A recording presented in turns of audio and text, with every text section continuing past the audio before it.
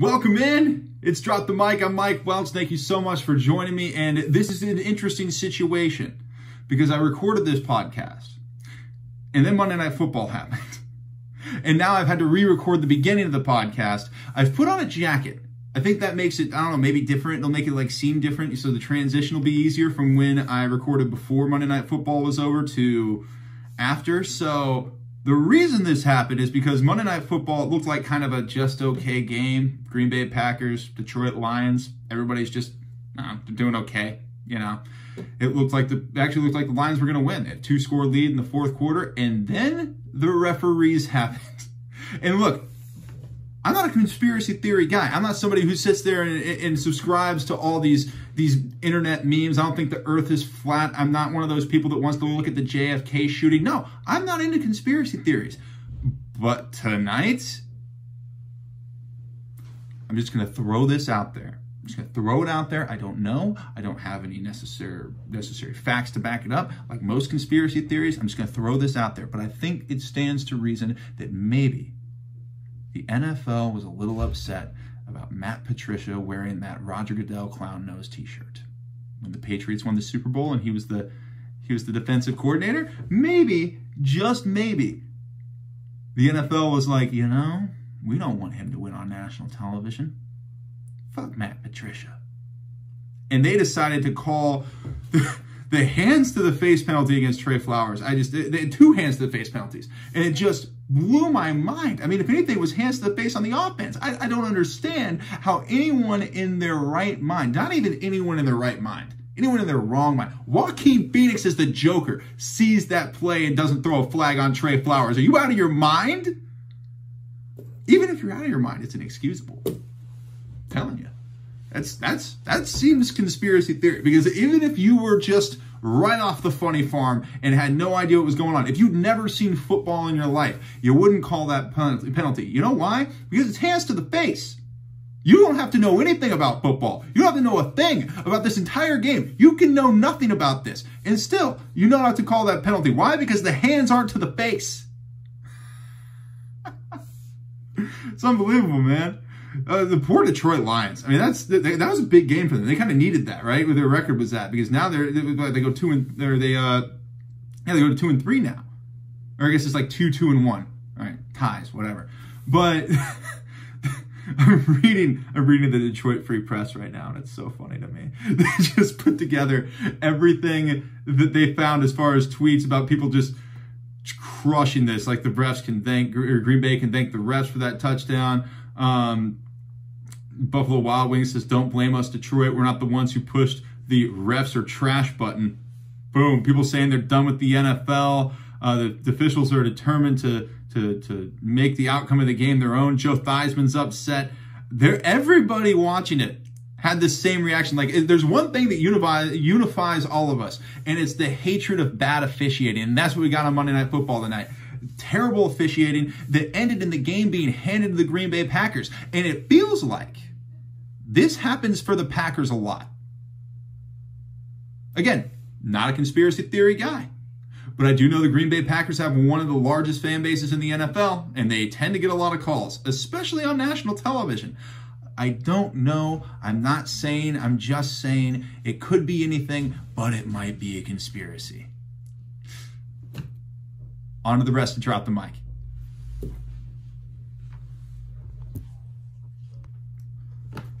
Welcome in. It's Drop the Mic. I'm Mike Welch. Thank you so much for joining me. And a lot of things to get into tonight, starting off with, well, Monday Night Football. It's actually not over as I'm recording this, but the Lions have a 2-score lead in the fourth. And the one thing I've noticed about all this, between the Lions and the Packers, the Cowboys aren't very good. That's what this is. Like, that's what we're learning, right? The Cowboys are bad. Because I watched Aaron Jones run roughshod over that Cowboys defense last week and score 4 touchdowns against them. Tonight, he can't do anything. I think what we're learning over the last couple weeks is that, you know, the Cowboys just aren't very good. It's weird because I think everybody, you know, wants to blast "We Them Boys," and everybody wants the Cowboys to be really good because they're the Cowboys. When the Cowboys are good, it's good for the NFL. They have a massive fan base. They have the star. They have an iconic logo. Everything about the Cowboys, They really should be just dominating all the time. And because of Jerry Jones, they're not. I saw that Jerry Jones was really into Lincoln Riley, OU's head coach. Stay where you're at, Lincoln. Seriously, it's like, oh, but it's college. Don't care. Stay where you're at. You have a really good situation there. And in Dallas, you have a really bad situation. So stay where you are. Because, look, and it's nothing. I actually think Dak Prescott's not a bad quarterback. I think he gets a lot of undue criticism purely because he's the quarterback of the Cowboys. Same thing happened to Tony Romo. It's how life goes when you put the star on your helmet and you play quarterback. You're going to be criticized really, really harshly. And that's okay. I don't think Dak's that bad, but I also don't believe the people that want to tell me that Dak Prescott's like the second coming or something, and that we're all going to see Dak Prescott one day be this amazing quarterback that is just all pro all the time, future Hall of Famer. It's not going to happen, guys. He doesn't have it.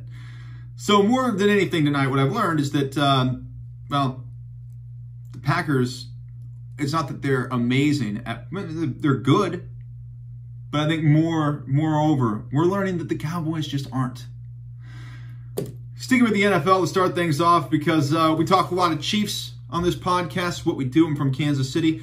Did sports talk radio there for a few years. Like, did a night show there, then I left for a while, then I came back to the morning show, then I left and came to Los Angeles where I live now.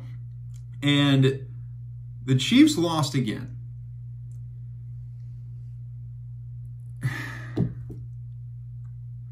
Like, here's the thing. You don't panic, but at the same time, the offensive line is so bad, it makes you wonder if they're going to be able to beat anybody who's any good. I mean, I see people upset about Patrick Mahomes because, he made a couple of bad plays here and there. Oh, well, he's running for his life all the time. It is really hard to watch. And he doesn't complain about it. He doesn't place blame. You don't see him throw his arms up and yell at the other offensive lineman. He doesn't Jay Cutler it. Remember Jay Cutler? Oh, my God. Jay Cutler was great. Every time, he was the dude who would, scream at the top of his lungs, "We need a new left tackle!" To be fair, in Chicago, a lot of times Jay did need a new left tackle. But Patrick Mahomes isn't doing that. He's not yelling about his offensive line. He's not complaining to the media. He's not complaining on the field. He's just getting up and getting ready for the next play.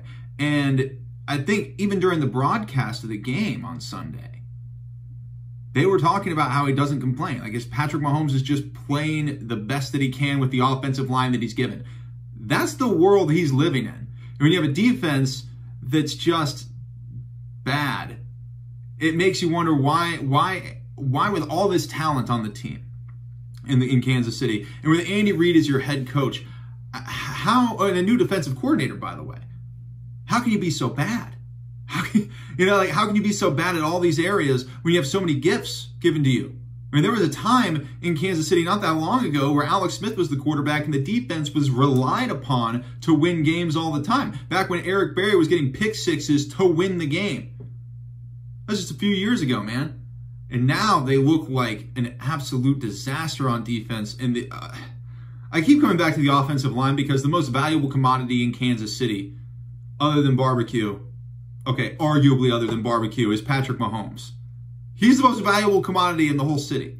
So when you don't have anything to protect your commodity and your offensive line consists of dudes that you just found hanging out at Denny's last week, you're putting yourself in a really shitty situation.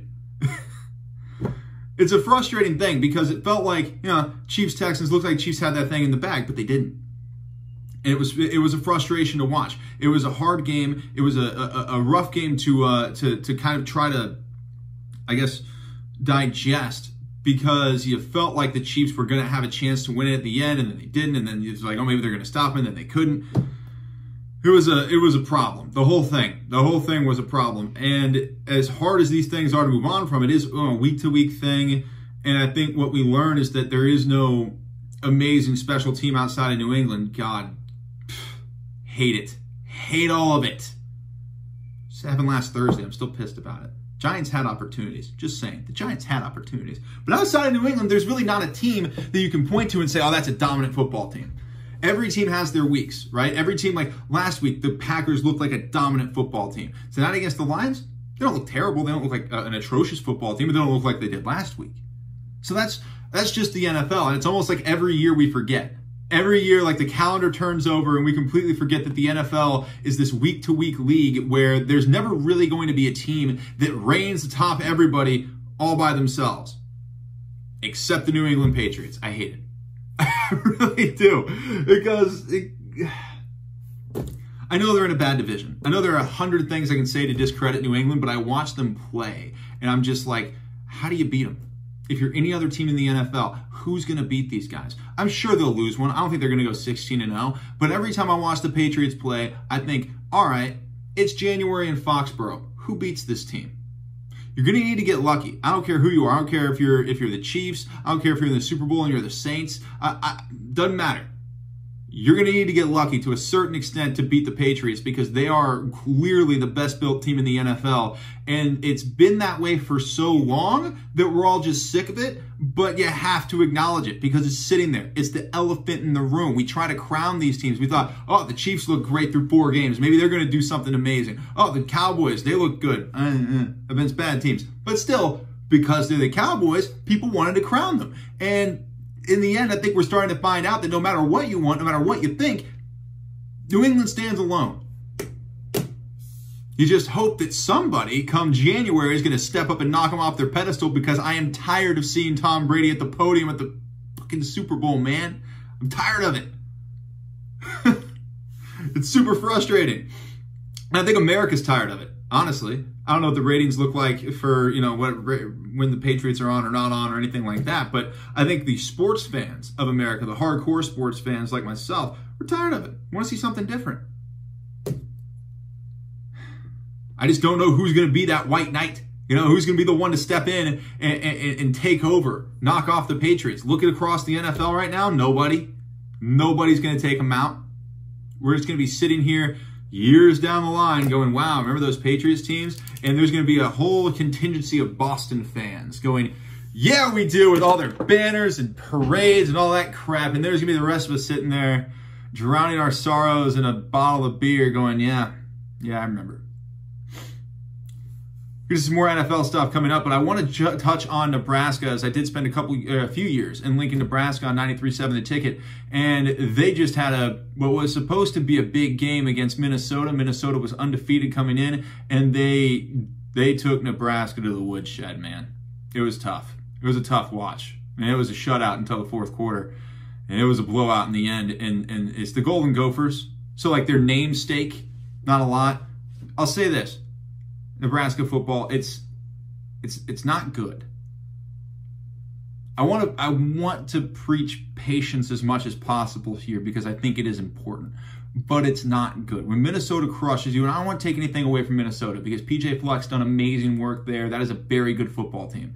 It's not destroying Nebraska the way they did good, but it's a good football team, and they're probably going to be ranked really high and have a really good end of the season, probably go to a great bowl game. There's a lot of good things going on for Minnesota. Let's put that part to bed.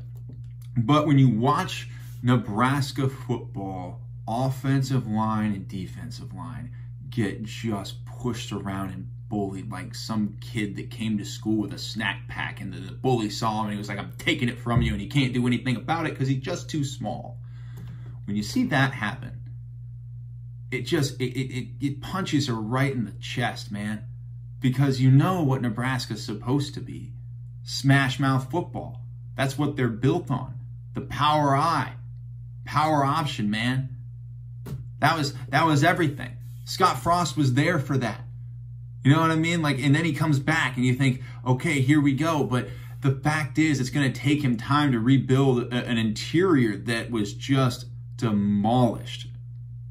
You can't coach guys to not get bullied.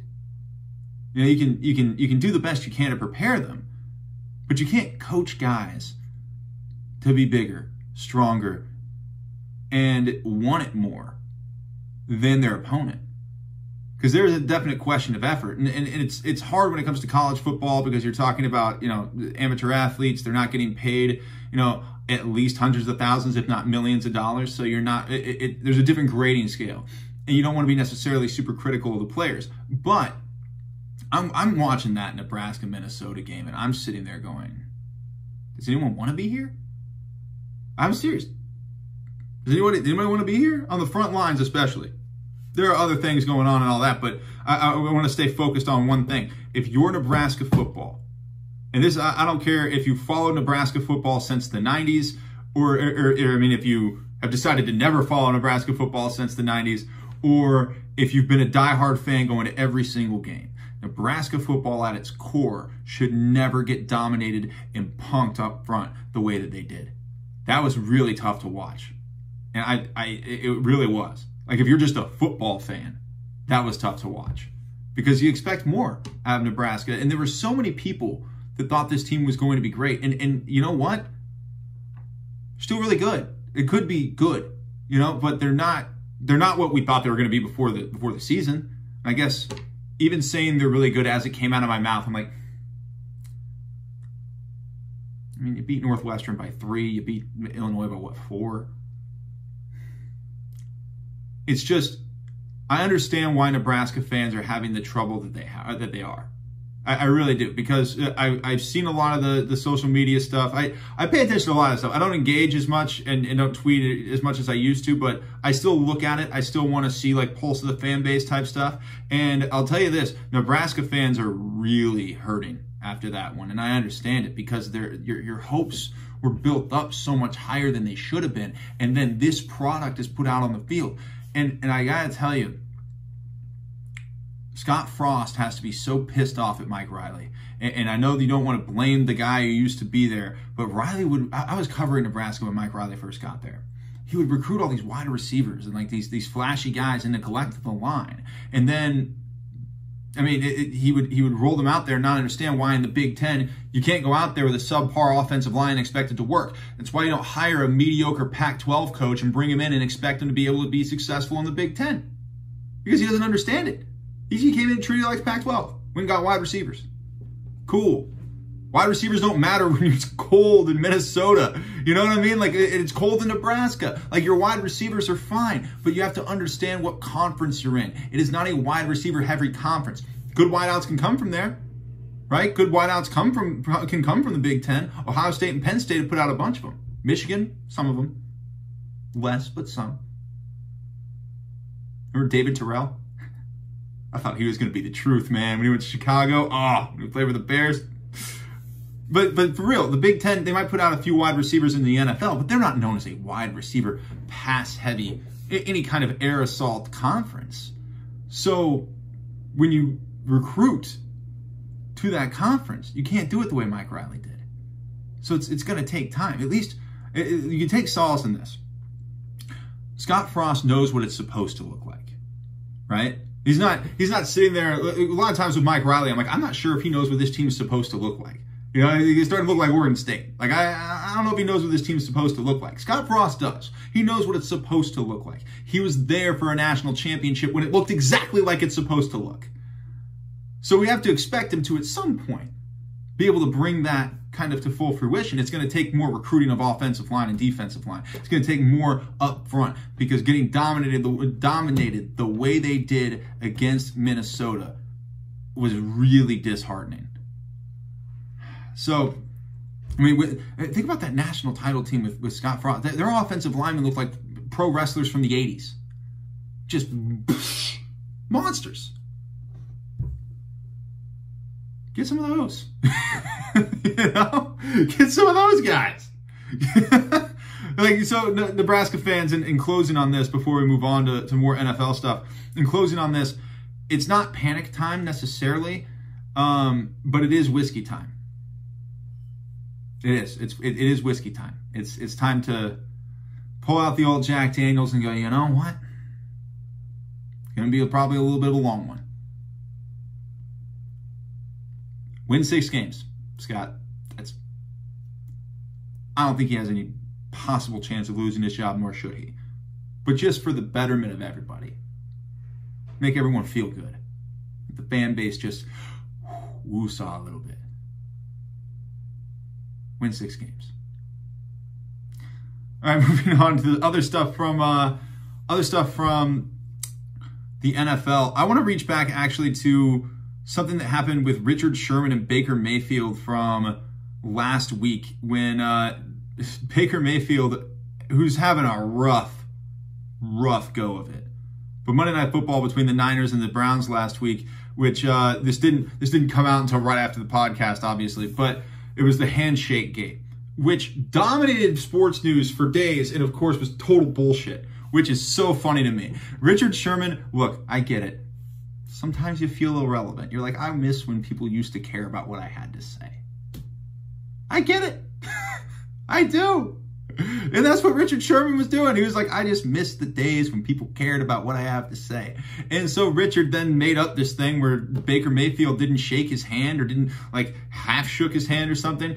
Thankfully, there was actually a camera there to see Baker Mayfield shaking Richard Sherman's hand. Totally normal. Not weird at all. No idea where the hell Richard Sherman's head was at there.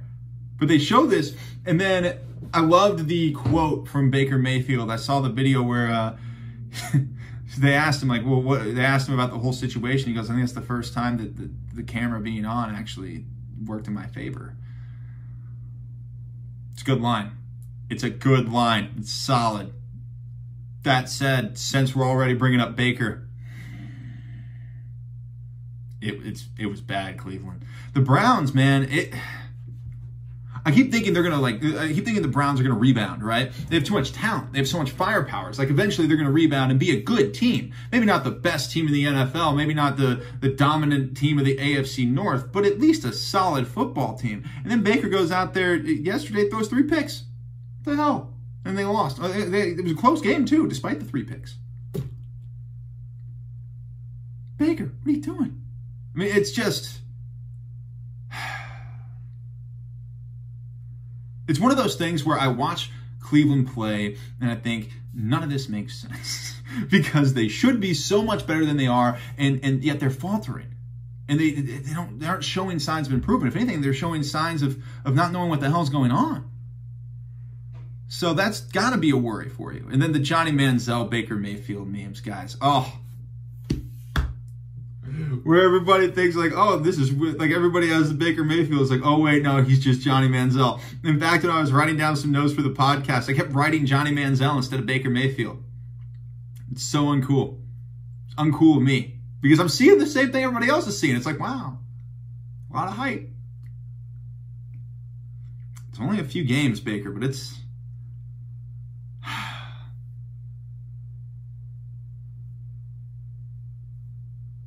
I'd say get him more weapons, but he has the weapons. Browns fans, I know you've been waiting for a long time. I know, and I feel bad for Browns fans because they have been waiting for a long time for a winner to be there. They've been waiting a long time for anybody to care about them. And now they have everybody having their eyes right on the Cleveland Browns. This is going to be the team. This is going to be their year. And then they just self-destruct, man. That's got to be rough. My heart goes out to you, Cleveland Brown fans. It really does. I mean, for the last fucking forever, it does, but especially now. All right, on to Antonio Brown. Still wants to come back and play for the Patriots. Yeah, okay. He's like, yeah, they might as well. They have to pay me anyway, which I don't know that they do. I saw the tweet from Antonio Brown. I was like, I don't know all the details of Antonio Brown's contract with the Patriots, but he said they got to pay me. They might as well let me go earn it.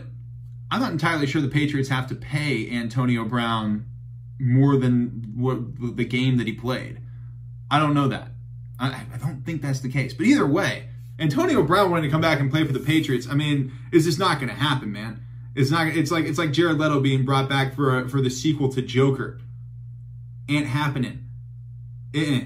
No matter how bad you want it to happen, and you can kick and scream until you think it should happen, but it won't happen. Antonio Brown's season is, I think, done. And I think anyone who sees what he's been up to, it's like, yeah, would you hire him? I mean, really, would you hire a guy that's consistently on social media talking about what everybody else needs to be doing and that he needs to be on this team? And it's like, I think people were over this saga weeks ago, yet here we sit still talking about freaking Antonio Brown, man. There's not a more delusional, tone-deaf person in sports right now than Antonio Brown. And that is saying something because there are a lot of tone-deaf people in sports. We went to the NFL, or excuse me, the NBA in China, and whatever the hell is going on there, I don't know. It's so awkward. It's so awkward. We'll get to it. One more NFL thing, though. Rihanna said no to the Super Bowl to stand with Colin Kaepernick. She was asked, I guess, to perform at the Super Bowl halftime show, and she said, no, I just feel like I'd be a sellout. If she had real stones, she would show up, take a knee for 30 minutes, don't play any songs. That's how you do it. You want to really take a stand. I mean, I'm telling you. Would you maybe never get hired for anything again? It's fine, but hey, if you don't want to sell out, don't sell out.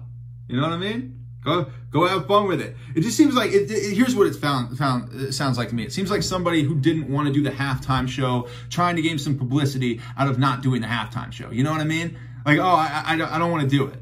And a lot of people don't want to do the Super Bowl halftime show, by the way. You don't get paid. I think it's, I think you have to do it for free. It's for the promotion. Right? I believe that's the case. You just get it, it's for promotion. So you don't get paid doing the Super Bowl halftime show. You just get to show up and do it. I believe that the production, everything, that's covered by, you know, the Super Bowl people, the NFL, whatever. But as far as the performance itself, you don't cut a check from that. So there's a lot of people that just don't want to do it. It's a hassle. It's very high production. And as the Black Eyed Peas showed us, I think in 2010, something like that, it can go very poorly. If you have a great Super Bowl halftime show, people will remember it for probably a few months. If you have a bad, and I mean just a bad Super Bowl halftime show, people will remember it forever. Black Eyed Peas have not lived that down. Not in my mind. In my head, that's the one that stands alone on top. It's the worst thing I've ever seen. It was actually, in my mind, one of Twitter's best moments. It's like where we really found out what Twitter was going to be was just lambasting these people up there on stage, trying to make a performance happen. We're just crushing the Black Eyed Peas almost as like a community because there wasn't one person saying, you know, I think it's kind of good. Like, it was everyone universally hating it. It was one of the best Twitter moments of all time. It was pretty early on Twitter too, like early in the Twitter existence. You know, I will say when Beyonce did the Super Bowl halftime show, she did the Black Power thing. She pissed people off. She made a statement. Like her or not, Beyonce's a bad bitch, man. That's exactly how you play this thing. You go out there, do what you want to do. Make the statement that you want to make in front of audiences that would never watch you otherwise. That'd be the goal, right? I mean, if you really want to make a statement, I'd say do it and make the statement during the performance. Because you do have that, you have that entire thing there, that contingency of people who are like, oh yeah, no, I'm just watching the Super Bowl halftime show to watch the Super Bowl halftime show. And then they end up seeing you, and you can do anything you want. I mean, within, I guess, somewhat reason. I don't know. Justin Timberlake, Janet Jackson. Sometimes not totally within reason. You can get away with stuff, man. I don't know. I liked what Beyonce did purely because I was like, that's ballsy. That takes massive stones, and she brought it to the table. That's exactly what she did, and it was awesome to see. It was a lot of fun to watch. Even if you didn't like it, didn't agree with it, whatever, took balls. That's a fact. By the way, didn't Colin Kaepernick sell out? He took money from the NFL to never speak on the issue again. No, it's just an observation. Don't care enough to go into that. Really don't. But it is a factual statement. Guy did take money to skedaddle a little bit. Right, one more thing to get to here on Drop the Mic. The podcast here.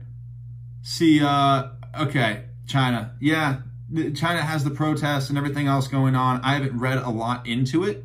I just haven't. And apparently neither has anybody in the NBA. Because no one's willing to say a word. Like Steve Kerr, out of it.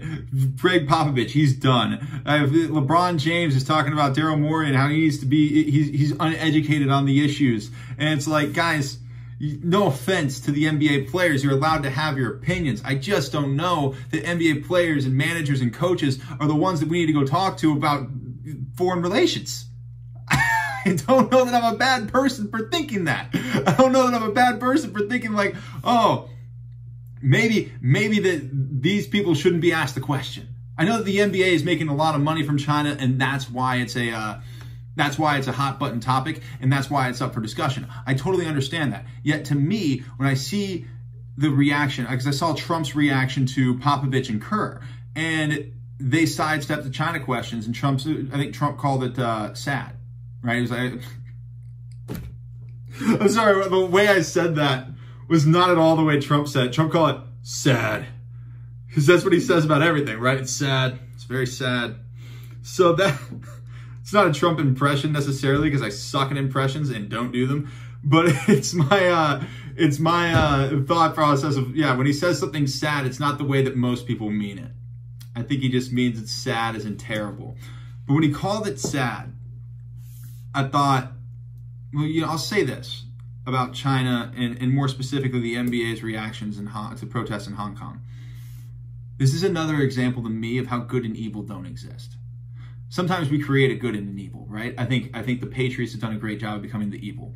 But we create a good and the evil. You know, whether you're a Democrat or Republican, you decide the other side's evil, right? My side's the right side, your side's the wrong side. And one's good and one's evil. But really, there's neither. There's just money. And everyone's protecting theirs. That's what this is about, right?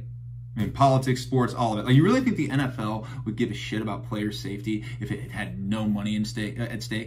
Like, let's say the NFL could never get sued, nothing bad could ever happen. You really think they'd sink millions of dollars into player safety? God, at this point, potentially close to $1 billion, if not more than that, into player safety alone, researching things, making sure they know everything, get the best equipment, try to enhance equipment, try to change the rules. You really think they'd spend as much money, as much time doing that if there was no money at stake for them?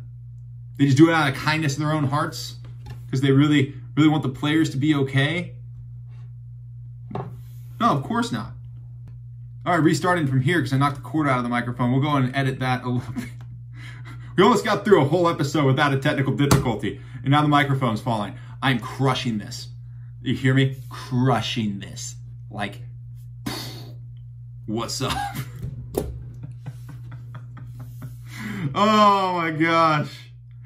Oh, we almost got through a full 30 minutes without technical difficulty. Last week it made it like 20. It's episode 2, we make it like 28.